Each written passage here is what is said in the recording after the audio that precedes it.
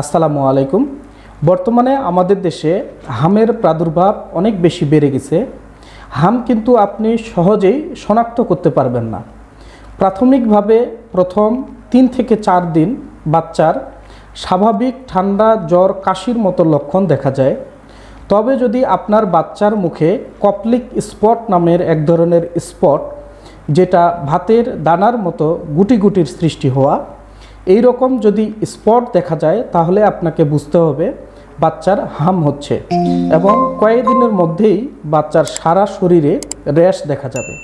হামের লক্ষণগুলো আসলে কি কি বা কোন কোন লক্ষণ ও উপসর্গ প্রকাশ পেলে আপনার বাচ্চার হাম হচ্ছে কিনা এটি বুঝতে পারবেন। প্রচণ্ড জ্বর হতে পারে এবং ওষুধ খাওয়ানোর ফলেও জ্বর কমতেছে না এমন অবস্থা হতে পারে। হামে 4C টাইপের কিছু কমন লক্ষণ দেখা যায়, যেমন প্রথম সি হলো কফ বা কাশি, দ্বিতীয় সি হলো করিজা, যেখানে বাচ্চার নাক দিয়ে পানি পড়তে পারে, বাচ্চার হাঁচি আসতে পারে এবং গলা ব্যথা হতে পারে, সেই সাথে বাচ্চার শরীরে শারীরিক ক্লান্তি দেখা যায়। তৃতীয় সি হলো কনজাংটিভাইটিস, যেখানে বাচ্চার চোখ লাল হতে পারে, বাচ্চার চোখে জ্বালা পোড়ার সৃষ্টি হয় এবং চোখ দিয়ে পানি পড়তে পারে। 4 নম্বরের সি হলো কপ্লিক স্পট, যেটা একটু আগে আমি বললাম, বাচ্চার মুখে ভাতের দানার মতো সাদা সাদা গুটি গুটি তৈরি হওয়া। এখন আপনাকে জানতে হবে কখন আপনার কোন সিচুয়েশনে বাচ্চাকে ডাক্তারের কাছে নিয়ে যেতে হবে বা হাসপাতালে নিতে হবে এবং কখন আপনি ঘরে বসেই আপনার বাচ্চার চিকিৎসা করতে পারবেন।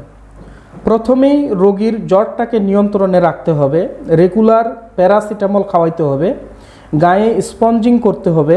স্পঞ্জিংটা হলো কুসুম গরম পানিতে সুতি কাপড় ভিজিয়ে নিয়ে বাচ্চার সারা শরীর মুছে দিতে হবে।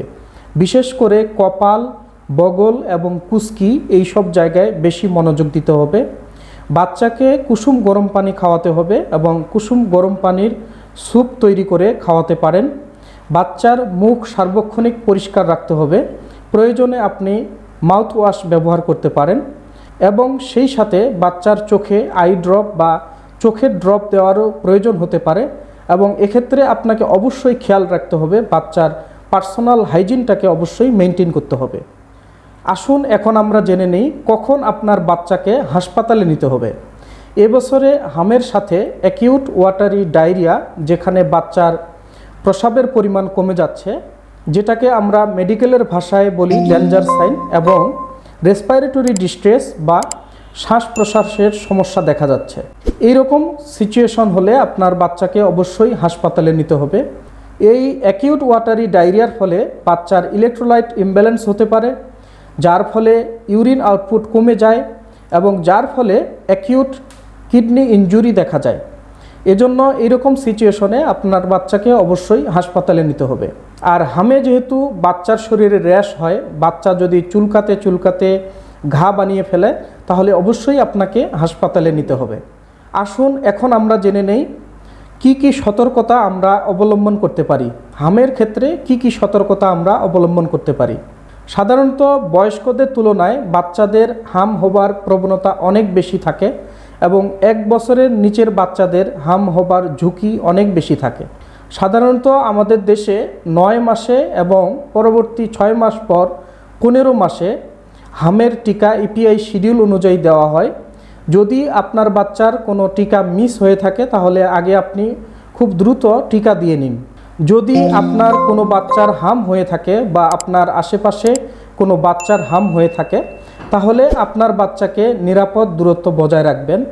বাচ্চার মুখে মাস্ক ব্যবহার করবেন, কারণ হাঁচি, কাশি এবং বাতাসেও কিন্তু হাম ছড়ায়। হাত ও মুখ ঘন ঘন সাবান পানিতে ধুয়ে ফেলবেন।